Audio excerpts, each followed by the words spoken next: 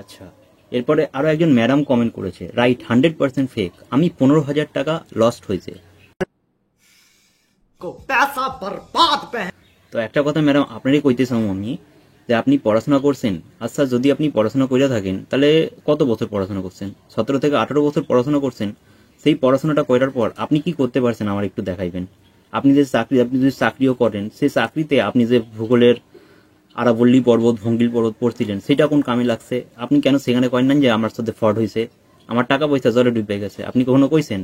আপনারা এমন অনেক ছেলেপুলে দেখাই দিমু যারা পড়াশোনা করতেছে, করার পর তারা রিক্সা চালাইতেছে, তারা টোটো চালাইতেছে, তাদের কাজের সঙ্গে তাদের পড়াশোনার কোনো সম্পর্ক নেই। সেই জায়গায় তো কখনো আপনি বলেন নাই যে আমার টাকাটা ডুবে গেছে, আমার সাথে ফ্রড হয়েছে, কেন বলেন নাই?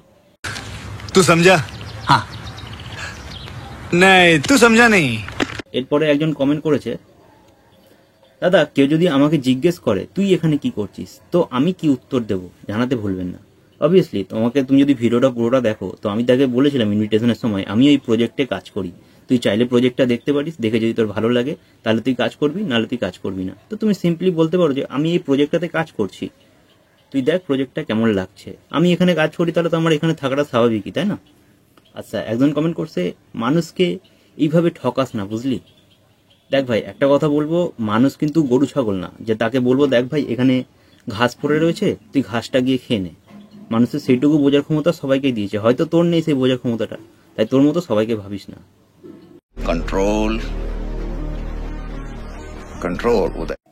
আচ্ছা, এখানে যে প্রথম কমেন্টটা করেছিল, দাদা শুধু এটা জানার ছিল তুমি এমন কি করেছিলে যে এই ইন্ডাস্ট্রিতে তুমি এত বড় জায়গায়, আর এটাও জানার ছিল যে এই ইন্ডাস্ট্রিতে নেটওয়ার্ক মার্কেটিং আর ডিজিটাল মার্কেটিং দুটোই কি এক?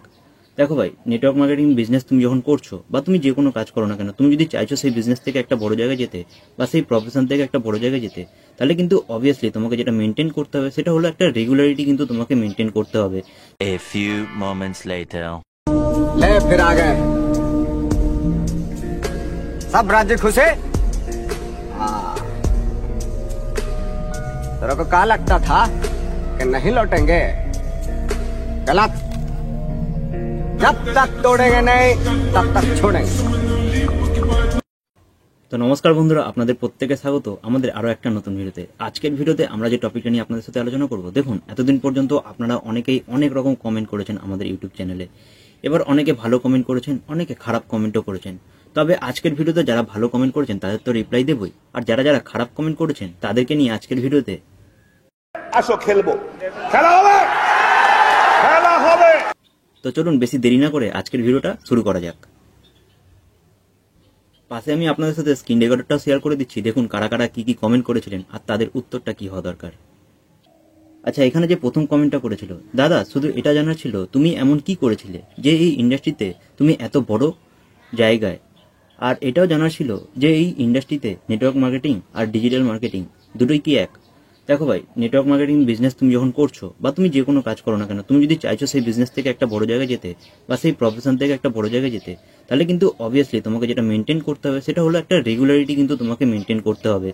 আজকে বলো না, একটা 17 থেকে 18,000 টাকার চাকরি করার জন্য মানুষকে 10 থেকে 12 ঘন্টা জার্নি করতে হয়, তার মধ্যে জব করতে হয়, সেই টাইমটা কিন্তু তাকে দিতে হয়। এবার তুমি যদি চাইছো এই বিজনেস থেকে একটা বড় জায়গায় যেতে, তাহলে অবভিয়াসলি কিন্তু তোমাকে সেই সময়টা এই বিজনেসকে দিতে হবে।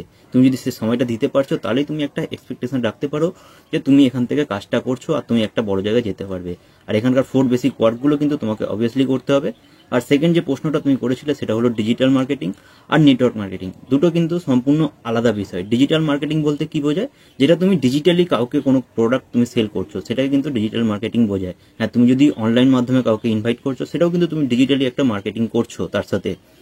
আচ্ছা, এরপরে একজন একটু বড়সড় প্রশ্ন করেছে, রাইট? সে লিখেছে ইংরেজিতে, একটু ইংরেজিটা কম বুঝি তবু পড়তে পারি, চলো পড়া যাক। Yes, fraud company, but I know I am very clever. When I search on Google, it scam only 25%. দাদা এখানে কিন্তু সবকিছু জানে, কিন্তু নিজের ভুলটা কোথায় করেছে? কোথাও কিন্তু দাড়ি কমা কিছুই দেয়নি, মানে আপনি যখন পড়বেন কি পড়ছেন, কোথা থেকে বেরোচ্ছেন বুঝতে পারবেন না। এরকম করছে 25%, makes company out of 100. It's illegal, but they give tax. That's why government does not say anything against them. And they stole many student dream and money like this. I am elder My elder brother also doing the job. He gave 19,000 rupees and still working there. Now it's time to tell him as a younger brother to leave that fraud company and join any tech company. তো এখানে সে বিষয়টা বলতে চাইছে যে মানে যতগুলো 100% কোম্পানির মধ্যে বেশিরভাগই ইললিগাল, আর তাদের মধ্যে কিন্তু 25% কোম্পানি ব্যাস আর্নিং করতে পারছে, মানে সব জানে সেরকম বিষয়। আর তারা গভর্নমেন্টকে ট্যাক্স দিচ্ছে বলে তারা কিন্তু কিছু করতে পারছে না, গভর্নমেন্ট তাদের এগেনস্টে কোনো স্টেপ নিচ্ছে না। আর দ্বিতীয় নম্বর কথা তিনি যেটা বলেছে যে এর থেকে ভালো কোনো টেক কোম্পানিতে তুমি জব করতে পারো। তো দেখো একটা জিনিস কি বলতো, আজকে আমরা স্বাধীনতা কবে পেয়েছিলাম? 1947 সালে। আজকে প্রায় যদি বলা যায় 77টা বছর কেটে গেছে, এখনো মানুষের মধ্যে থেকে সেই গোলামি করা যে ভাবটা, সেই ভাবটা কিন্তু এখনো কাটেনি। তারা ব্যবসা করার থেকে ভালো মনে করে কোনো জায়গায় জব করা, কারোর আন্ডারে 12-13 ঘন্টা চাকরি করা, সেটাকেই তারা কিন্তু পছন্দ করে। এর কথা থেকে কিন্তু এটা বোঝা যাচ্ছে, আমি চাকরি প্রফেশনকে ছোট করছি না, কিন্তু মানুষের মধ্যে থেকে এই যে সে ব্যবসাটাও করতে পারবে, সে একটা ভালো ইনকাম করতে পারবে, এই জায়গাটা কিন্তু তাদের মধ্যে তৈরি হচ্ছে না, কারণ তারা এখনো গোলাম থাকতেই ভালোবাসে। তো ছাড়ো, একেবারে বসে কিছু বলে লাভ নেই।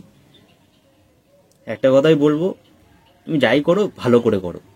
আচ্ছা, এরপরে একজন কমেন্ট করেছে, দাদা কেউ যদি আমাকে জিজ্ঞেস করে তুই এখানে কি করছিস, তো আমি কি উত্তর দেবো জানাতে ভুলবেন না।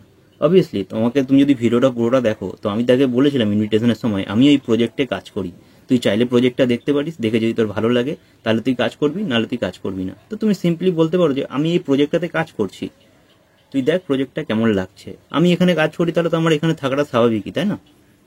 আচ্ছা, এরপরে সে আরো বলছে ধন্যবাদ দাদা। আচ্ছা, এরপরে আরো একজন ম্যাডাম কমেন্ট করেছে, রাইট 100% ফেক, আমি 15,000 টাকা লস্ট হয়েছে।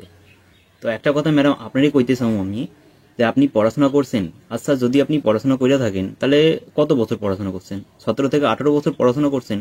সেই পড়াশোনাটা করার পর আপনি কি করতে পারছেন আমার একটু দেখাইবেন। আপনি যদি চাকরিও করেন, সেই চাকরিতে আপনি যে ভূগোলের আরাবল্লী পর্বত, ভঙ্গিল পর্বত পড়ছিলেন, সেটা কোন কামে লাগছে? আপনি কেন সেখানে করেন না যে আমার সাথে ফ্রড হয়েছে, আমার টাকা পয়সা জলে ডুবে গেছে? আপনি কখনো কইছেন? আপনারা এমন অনেক ছেলেপুলে দেখাই দিমু যারা পড়াশোনা করতেছে, করার পর তারা রিক্সা চালাইতেছে, তারা টোটো চালাইতেছে, তাদের কাজের সঙ্গে তাদের পড়াশোনার কোনো সম্পর্ক নেই। সেই জায়গায় তো কখনো আপনি বলেন নাই যে আমার টাকাটা ডুবে গেছে, আমার সাথে ফ্রড হয়েছে, কেন বলেন নাই? कौन है ये लोग, कहां से आते हैं? দেখুন, এইখানে কোম্পানি আপনাকে একটা বিজনেস করার অপশন দিতেছে, আপনি যদি করতে না পারেন তো সেটা আপনার ফল্ট, সেটা কোম্পানির কোনো ফল্ট নাই।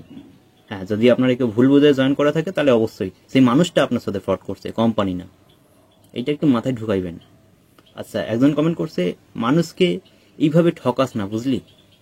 দেখ ভাই, একটা কথা বলবো, মানুষ কিন্তু গরু ছাগল না যে তাকে বলবো দেখ ভাই এখানে ঘাস পড়ে রয়েছে, তুই ঘাসটা গিয়ে খেয়ে নে। মানুষের সেইটুকু বোঝার ক্ষমতা সবাইকে দিয়েছে, হয়তো তোর নেই সেই বোঝার ক্ষমতাটা, তাই তোর মতো সবাইকে ভাবিস না। আচ্ছা, একজন কমেন্ট করেছে যে ফ্রড, থ্যাংক ইউ, তুমি এগিয়ে যাও বস, তুমি এমন একটা রাস্তা দেখো যেখান থেকে মানুষ ইনকাম করতে পারবে ভালো। তুমি তো কোম্পানির ভুল ধরছো, অবভিয়াসলি তুমি নিজে কোনো একটা ভালো জিনিস করে দেখো যেখান থেকে মানুষ ইনকাম করতে পারবে, তুমি শুধু একা না, সেটা তুমি কখনোই করতে পারবে না।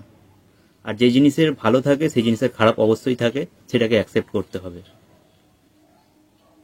আচ্ছা, এখানে একজন কমেন্ট করেছে, বলছি দাদা তোমার সাথে একটু দরকার ছিল, তোমার নাম্বারটি কি পাওয়া যাবে? না হলে কিভাবে তোমার সাথে যোগাযোগ করবো? আমার চ্যানেলে যদি তুমি ব্যানার পোস্টে যাও বা ব্যানারে দেখতে পারো, সেখানে কিন্তু আমার নাম্বার দেওয়া রয়েছে, তো হোয়াটসঅ্যাপ করতে পারো সেই নাম্বারে। আচ্ছা, এইখানে একজন বলছে ফ্রড ভ্যালু। দেখ ভাই, একটা কথা বলবো, এখন এই কোম্পানিতে কাজ করছি না বলেন এই না, তুই কোম্পানির ব্যাপারে যা কিছু বলবি আর আমি মেনে নেব। আবার একজন কমেন্ট করেছে, বাংলার ইউটিউবার। শোন ভাই, তুই তোর ভাড়াটা তোর মুখে ঢুকে বস থাক, অন্য কাউকে কিছু বলতে আসিস না, নিজের মুখে ঢুকিয়ে নে। আচ্ছা, আর একজন কমেন্ট করেছে, জানে না বানা উল্টো পাল্টা। ভাই তুই অনেক কিছু জানিস, আমি জানি তুই অনেক কিছু জানিস। আচ্ছা, একজন কমেন্ট করেছে, দাদা স্ট্রেঞ্জার কি, প্লিজ একটা ভিডিও দিন। স্ট্রেঞ্জার বলতে কাদের বোঝায়? এই যেরকম ধরো তুমি আমার ভিডিও দেখছো, আমি তোমাকে চিনি না, তার মানে তুমি একজন স্ট্রেঞ্জার, রাইট? ঠিক সেরকম এই বিজনেসে যাদেরকে তুমি চিনছো না, যাদেরকে তুমি ইনভাইট করছো, তাদেরকে স্ট্রেঞ্জার বলা হয়। আচ্ছা, স্মার্ট ভ্যালু একদম কাজ ভালো না, তো কথাটা প্রথমে আপনি গুছিয়ে লেখা শিখুন, তারপরে আপনি কোম্পানির ভুল ধরবেন। দেখুন, কোম্পানি আপনাকে যেটা বলছে, হ্যাঁ যদি আপনাকে ভুল বুঝিয়ে জয়েন করে থাকে তাহলে অবশ্যই আপনার মনে হতে পারে, কারণ দেখুন সবাই যে কোম্পানির ব্যাপারে ফ্রড বলছে, সবাই যে মানে যারা যে বলছে তারা কি ঠিক কথা বলছে না সঠিক কথা বলছে, আপনার মনে প্রশ্ন আসতেই পারে। তো দেখুন, সবাই কিন্তু কোম্পানিতে এসেছিল একটা ভালো কিছু করতে, এবার তাকে যদি ভুল বুঝিয়ে জয়েন করানো হয় তাহলে কি শেষ কোম্পানির ব্যাপারে ভালো কথা বলবে নাকি খারাপ কথা বলবে? সবাই কি কাকাবাবু? অবভিয়াসলি না। তাদের সাথে এরকম কিছু ইনসিডেন্ট হচ্ছে বলেই তারা কিন্তু কোম্পানির ব্যাপারে খারাপ বলছে। এইখানে একজন কমেন্ট করেছে স্যালারি কত দেয়। তো এইটা মানে বিষয়টা এরকম যে আপনি সাতকাণ্ড রামায়ণ শুনে, মানে আমাদের ছোটবেলায় বলতো সাতকাণ্ড রামায়ণ শুনে আপনি জিজ্ঞেস করছেন যে সীতা কার বাপ। এরকম হচ্ছে তাদের বিষয়। এখানে বলছে কোম্পানি বিজনেস করতে, আরে বলছে স্যালারি কত দেয়।